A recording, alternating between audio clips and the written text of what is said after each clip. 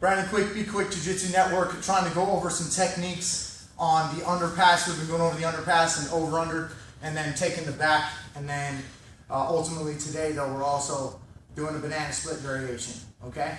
So I'm just gonna talk about some details here. Let's talk about the underpass. In my other videos, I've talked about not reaching across. Talked about having the hand here to cause more pressure. But in today's game, what we're doing is we're gonna have the gable grip low and around the hips. If I have it around the legs, he'll push my elbows up and try and pop his knees out and get to guard. So I wanna have my elbows locked down and my gable grip going. I'll take one knee, put it between his butt, and one knee wide, kind of like when you're doing like the traditional on your knees guard pass, right? Opening the door right here. I pull him up the ramp right here like this, and then what I'm gonna do is when I start to push him over an angle, remember I'm not gonna push him straight to his head and not sideways. It's gonna be over a 45-degree angle. That's the way that I normally wanna go, okay? Well, what I'm gonna do is if you notice my hips, or my opponent's hips, Levi's hips, are in front of my chest. When I start to cause more pressure, right at this point, I'm gonna let his hips slide past so that my chest is actually on his tailbone, and I'm behind him now. This really plays a lot less factor, or a big factor for him being able to play spider guard and get his guard back a lot less, okay? It's easier for me to roll him over. I can start getting him over easier. Let's watch it from a different angle here. So I got the gable grip, the knee goes in the tailbone, knee goes wide. I elevate him up, I start to cause pressure forward, and then I let his hips slide. This is where I'm gonna really gut wrench him. I'm holding his gut. It's almost like Levi and I are, sit on your knees everybody, just face me real quick. Up on your knees. It's almost like I'm low level body locking him, but it's around his belly from that position. It's like I'm body lock, I'm squeezing him. You're gonna feel a point right when I slip him through, right here. Well, he's gonna try and decide if he wants to turtle or if he wants to come back to guard, and his hips will be in limbo. I want him at this angle so he can't have much to push off. And actually, if he is doing this guard retention type stuff where he's pushing off the ground, it'll make it easier for me to slide my leg in and start to hook him. I want my toes on the ground.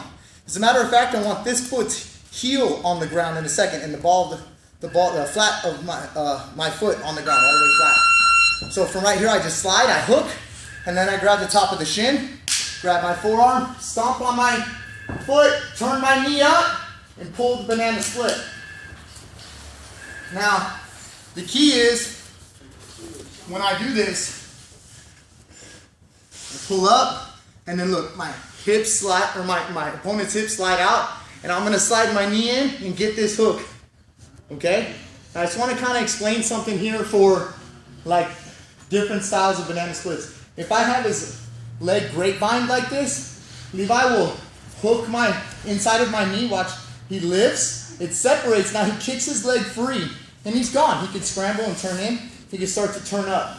That's if I have the grapevine version like this, okay? And it's because both of my legs are off of the ground.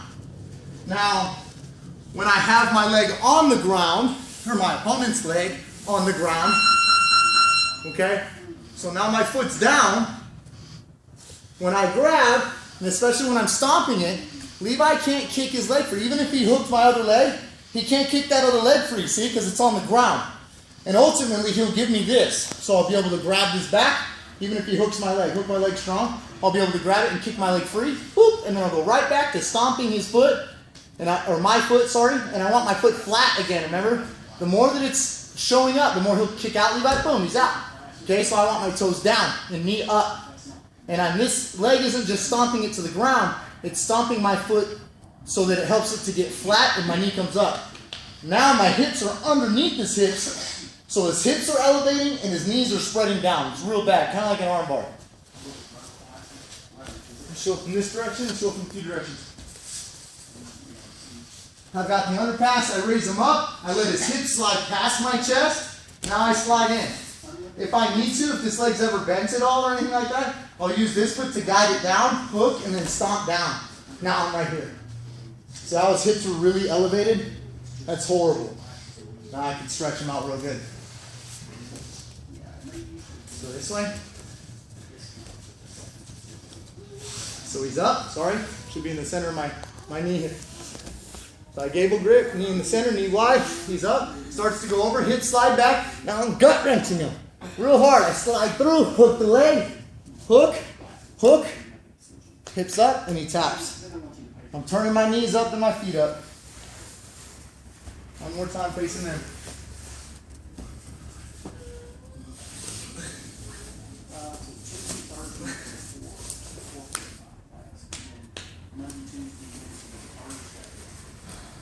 Underpass to a little bit tighter variation of the banana splits.